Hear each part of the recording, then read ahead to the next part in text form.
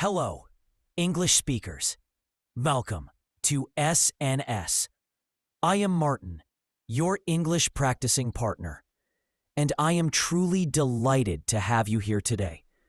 This channel is a place where we learn together, not just with lessons, but through practice, through calm, steady, and encouraging practice.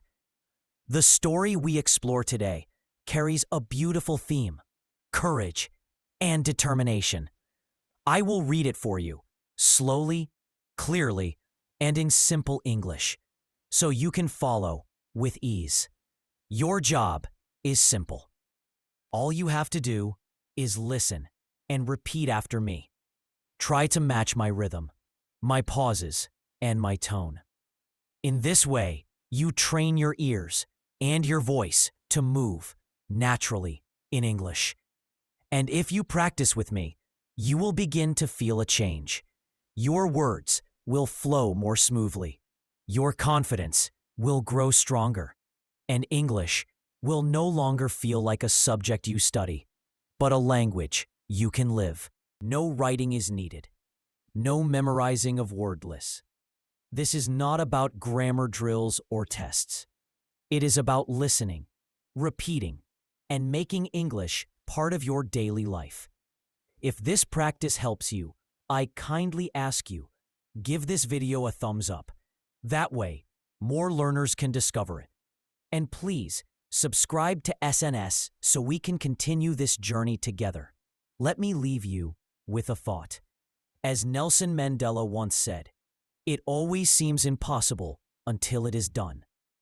Now, take a deep breath, focus your mind, and let us begin our shadowing practice together in the heart of the great white Arctic, where the sky met the ice in an unbroken pale blue line, lived a little polar bear named Leo. His existence, a rhythm of cold and quiet, was bound to the vast frozen landscape that was his home. Born in the protective warmth of a snow-covered den, Leo's early life was a soft, safe blur of his mother Mira's gentle purrs and the thick, sheltering warmth of her fur. His father, Boris, a massive bear whose strength was as solid as the glaciers he roamed, taught Leo the ways of their world. How to test the thickness of ice, how to track the scent of a seal on the wind, and how to feel the silent vibrations of the water below. But Leo was different from the other cubs. While they reveled in the familiar comfort of their ice floes, Leo's spirit was a whirlwind of insatiable curiosity. His eyes, the color of wet coal, often gazed toward the distant horizon, a place where the white world seemed to dissolve into a shimmering haze. He would spend hours at the edge of the ice, watching the endless dark sea, wondering what lay beyond. His small, fluffy body, still too inexperienced for deep water hunts, would tremble not from the cold, but from an almost painful longing for discovery. But Leo was different from the other cubs. While they reveled in the familiar comfort of their ice floes, Leo's spirit was a whirlwind of insatiable curiosity. And his eyes, the color of wet coal, often gazed toward the distant horizon, a place where the white world seemed to dissolve into a shimmering haze.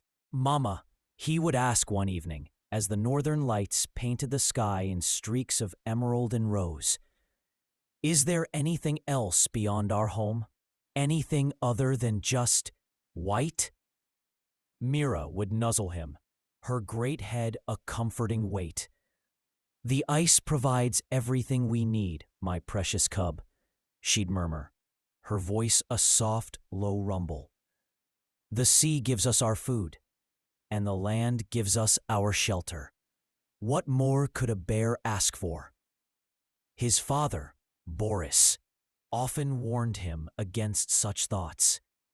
"A bear's strength comes from knowing his own land, not from dreaming of other places," he'd rumble, his words echoing with generations of polar bear wisdom. "The unknown is not for our kind, Leo. The unknown is where the dangers live."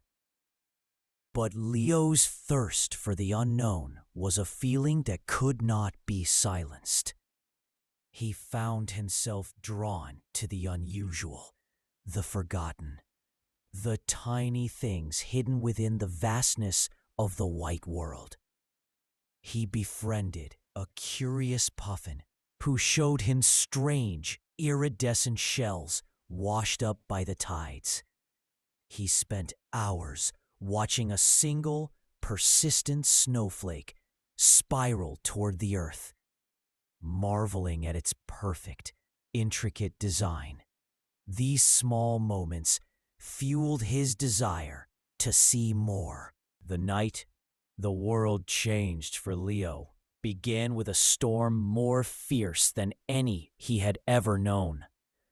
A blizzard screamed across the ice, a furious gale that whipped up snow into a blinding curtain and sent jagged shards of ice tearing through the air. The ice sheet groaned under the immense pressure, a low, ominous sound like the grinding of a million stones. As the storm raged, Leo, nestled tightly against his mother, dreamt of traveling. In his dream, he was gliding on a great, thin, wide river, and the ice was dissolving into clear, warm water. The dream was vivid and comforting, so much so that he didn't feel the ground beneath him lurch and shudder. He didn't hear the deafening crack that split his world in two. When he awoke, the storm had passed, leaving behind a serene, impossibly calm morning. A sun, brighter and warmer than he had ever felt, shone down on him. But the silence was what truly woke him. He was alone. The gentle rise and fall of the ocean felt alien and strange beneath his paws. His den was gone. His parents were gone.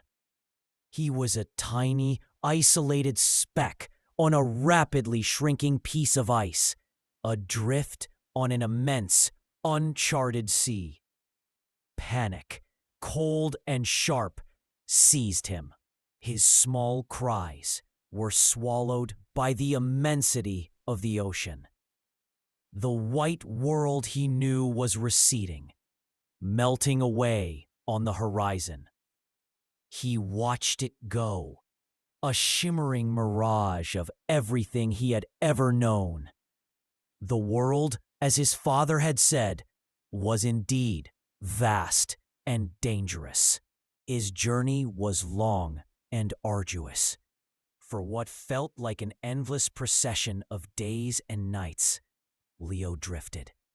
He learned to survive on the fish that swam beneath his ice floe. His instinct sharpened by fear and necessity. The weather, too, began to change. The biting cold of his home was slowly replaced by a soft, humid warmth that clung to his fur. The vast sea, once a deep, forbidding blue, was now alive with a riot of color. Strange, bright fish, schools of yellow and red. After what felt like an eternity, Leo's ice floe finally bumped against something solid.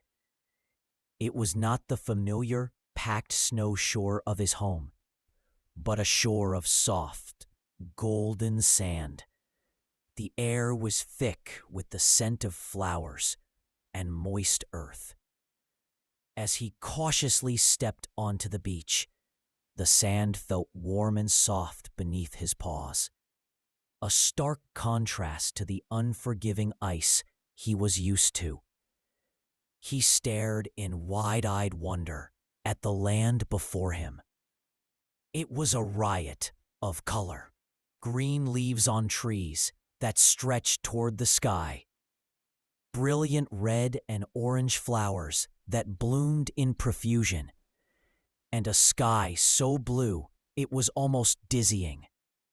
It was as if his dream of a colorful world had come true. A shadow fell over him, and a deep, rumbling chuckle made him jump.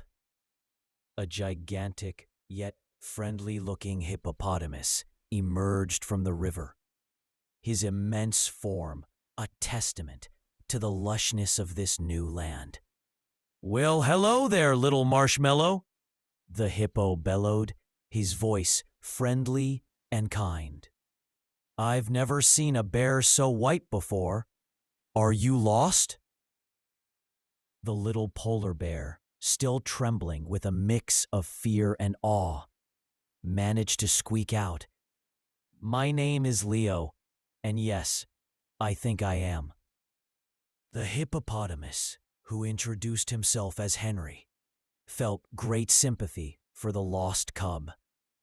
He explained that Leo had drifted far, far south, to a place where the world was alive with warmth and color. "The only one who can help you get back to the land of ice is Marcus, the great eagle," Henry explained. "He has flown over every inch of this world, but his nest is in the highest peaks of the great mountains. A long journey from here." And so began Leo's new adventure. Henry, a massive and steady guide, led him through a world of sensory overload. Leo had to learn to trust again, to overcome his fear of the strange and the unknown. Henry introduced him to the hidden pathways of the jungle, where sunlight dappled through the leaves and the air hummed with the sound of insects. Leo, who was used to a silent, monochromatic world, found the constant noise and vibrant colors almost overwhelming. Along the way, they met a playful monkey named Milo, who swung from vines with astonishing speed and a carefree abandon that both fascinated and frightened Leo. Milo, with his endless chatter and quick movements, taught Leo that there was joy in spontaneity. He offered Leo a perfectly ripe jungleberry, a sweet explosion of flavor that made the polar bear's eyes widen with delight. They also met a slow, thoughtful sloth named Silas. Silas moved with such deliberate grace that Leo found himself mimicking his slow, patient movements, learning that sometimes the quietest journey is the most rewarding. Silas's wisdom, delivered in slow, carefully chosen words, taught Leo about patience and perspective. The journey was not without its challenges.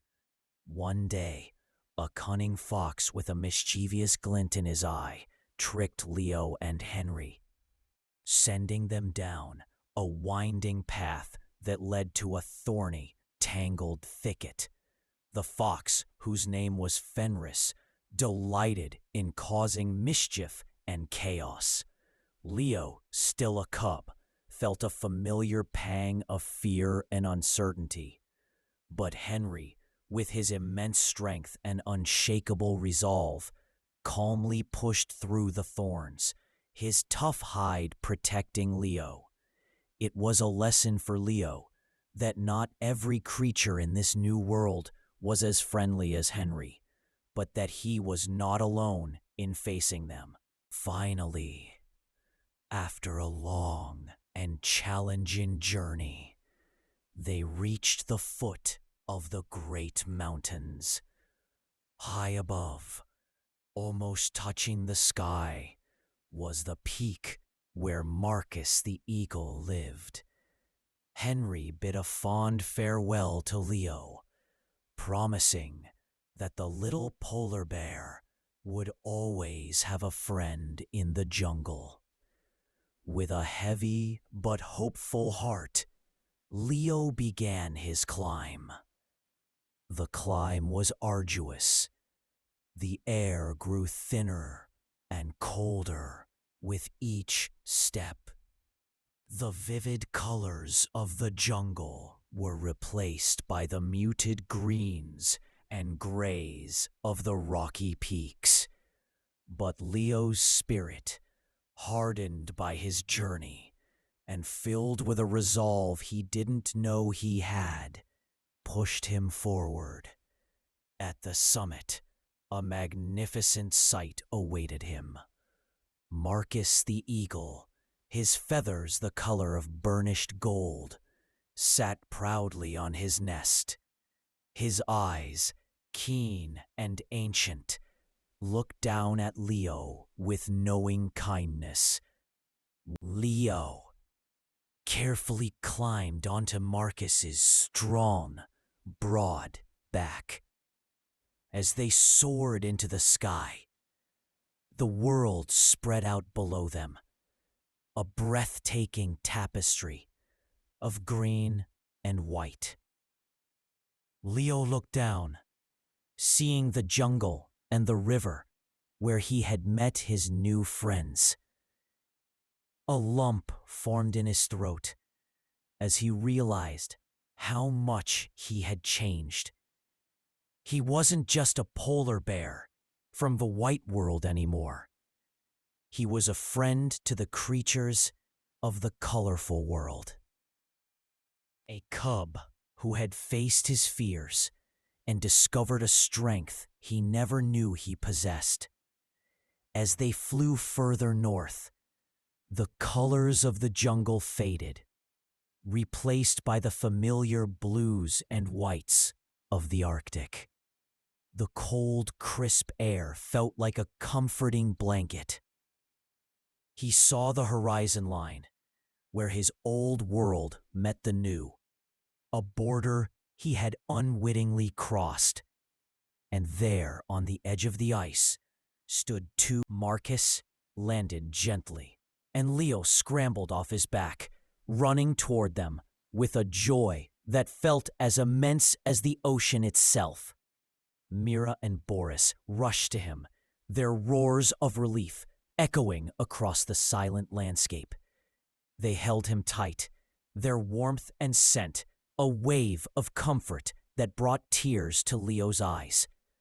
Leo, no longer just a cub who wondered about the unknown, regaled them with stories of his journey.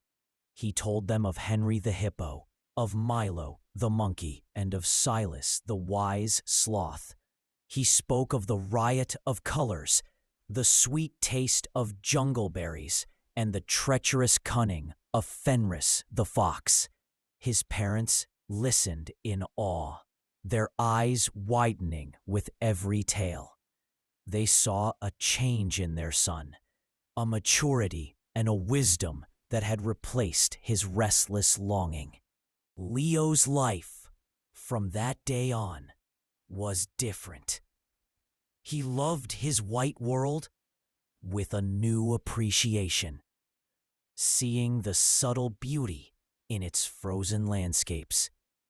But his heart held a colorful secret, a mosaic of memories and friendships that reminded him that the world was vast and beautiful in countless ways.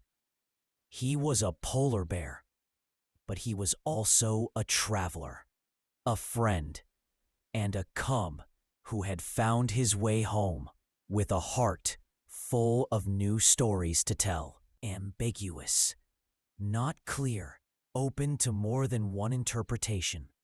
Her answer was ambiguous and confused the students. Alternative, unclear. Meticulous, very careful and precise with details. He was meticulous in checking every detail of the report. Alternative, careful. Concur, to agree with someone's opinion or decision. I concur with your opinion on this matter. Alternative, agree. Disseminate, to spread or distribute widely. Knowledge, ideas, or information. The teacher disseminated knowledge through engaging stories. Alternative, spread. Inevitable, certain to happen, cannot be avoided. Change is inevitable in life. Alternative, unavoidable. Ubiquitous, present everywhere, very common. Smartphones have become ubiquitous in modern society. Alternative, common, alleviate, to make suffering, problems, or difficulties less severe. The medicine, plausible, appearing true or reasonable. His explanation seemed plausible at first glance. Alternative, reasonable. Mitigate, to make less harmful, serious, or severe. New policies were introduced to mitigate the risks. Alternative, reduce, obsolete, no longer in use, out of date. CD players are now largely obsolete. Alternative, outdated. Eloquent, fluent, and persuasive in speaking or writing. She gave an eloquent speech on equality. Alternative, expressive, candid, honest, open, and straightforward. He was candid about his past mistakes. Alternative, honest, astute, clever, and able to notice things quickly.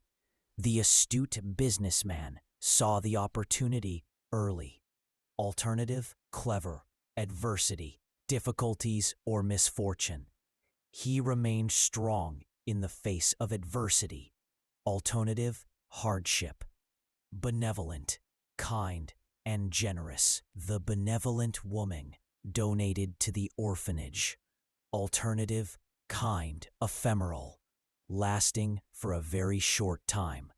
Fame can be ephemeral in the entertainment world. Alternative, short-lived, frivolous, not serious, silly, or unimportant. He spent money on frivolous items. Alternative, silly, impeccable, perfect, without fault or error. Her manners were impeccable at the dinner. Alternative, perfect. Pragmatic, practical, and realistic, not idealistic. The leader took a pragmatic approach to solve the issue. Alternative, practical, resilient, able to recover quickly from difficulties. Children are often resilient after hardships. Alternative, strong, scrutinize, to examine something very carefully. The lawyer scrutinized the contract before signing. Alternative, examine, transient, lasting only a short time. Their happiness was transient, but memorable. Alternative, temporary, vindicate, to prove someone right or free them from blame. The evidence helped vindicate the accused man. Alternative, justify, zealous, showing great energy and enthusiasm for something.